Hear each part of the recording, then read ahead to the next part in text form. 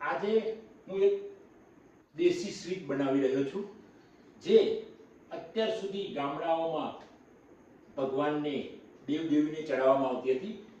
આજે પણ મહુડીની સુખડી ખૂબ ફેમસ છે. તો હું આજે દોસ્તો સુખડી આપણા ઘઉંના લોટમાંથી અને ખૂબ અદ્ભુત એનો સ્વાદ હોય છે અને અત્યાર સુધીમાં લોકો ભગવાનને પણ ચડાવે છે, આપ સૌને ખબર છે.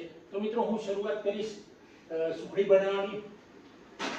આમ સરળ રીત છે પણ સુખડીનો પાયો જો આ મેં ઘી લીધું છે, ઘી, ગોળ અને સહેજ પાણી માપનો.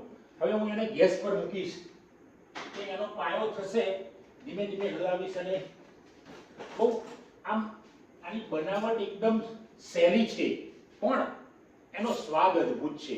તમે સુખડી ખાઓ અને એ જે મીઠાઈ, સુખડી મીઠાઈ જે છે એનો સ્વાદ આપણે ખાઈશું તો આપણને એમ લાગશે કે ખરેખર ખૂબ અલૌકિક સ્વાદ છે, ક્યાંક સ્વર્ગનો કોઈક સ્વાદ ના આવી ગયો. અત્યારે આધુનિક જનરેશનમાં સુખડી વિસરાઈ ગઈ છે પણ ખરેખર વાસ્તવિક સુખડી, લાડુ, મોહનથાળ દેશી ઘીના આ અદ્ભુત ખોરાક હતો આપણા વડવાઓ માટે, હમણાં સુધી હતો. તો મિત્રો યુવાનોને તો હું કહું છું ખાસ કે તમે પણ સુખડી ખાઓ, સુખડી બનાવો. સુખડી બનાવવાની રીત બિલકુલ સહેલી છે. જો હવે હું આ શરૂઆત કરીશ હલાવવાની અને આ સુખડી બિલકુલ એનો પાયો થશે.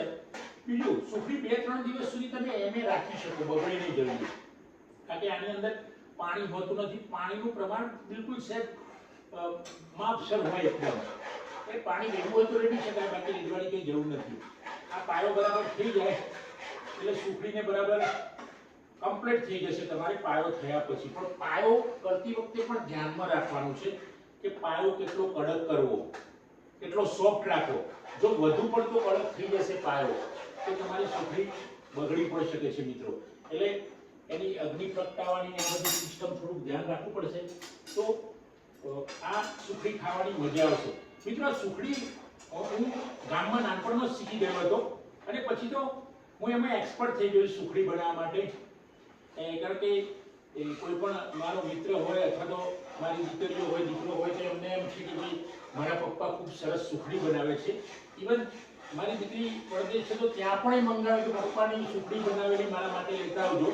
તો 1-2 વાર મેં એના માટે અહીંયાથી બનાવીને મોકલેલી છે, કારણ કે સુખડી બનાવવામાં હું એક્સપર્ટ છું. બીજી બધી વસ્તુઓ શીખી રહ્યો છું ઘણી બધી, પણ સુખડી વર્ષોથી આવડે છે.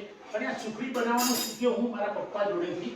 અને એક અમારા દાદા હતા, નરસિંહ દાદા, એ ટીચર હતા મારા પપ્પાની જેમ જ, એ પણ સરસ સુખડી બનાવતા હતા.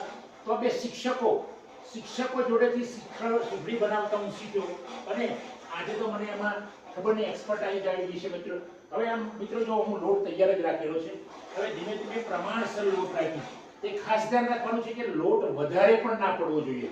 જો લોટ વધારે પડશે તો અમારી ગામડાની ભાષામાં કહેતા હતા લખાલોટિયું થઈ જાય. લખાલોટિયું એટલે સુખડી કોરી પડી જાય. પણ જો લોટ પ્રમાણસર નાખતા રહીશું આપણે તો એ સુખડીમાં તકલીફ નહીં રહે. હવે આ સુખડી લગભગ તૈયાર થવા આવી છે.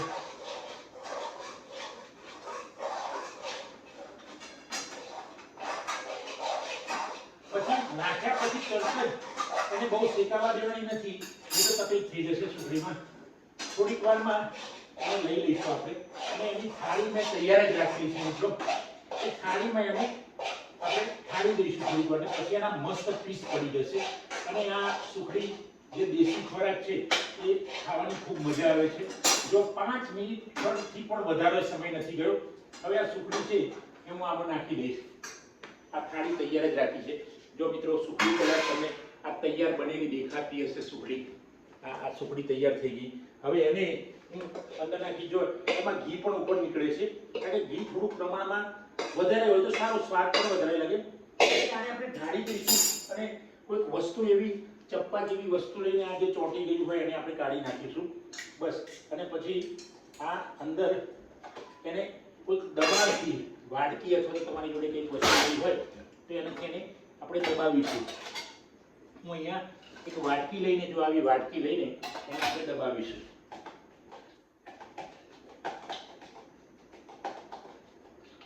અને એટલે બધા સરસ પછી એના પીસ પાડીશું.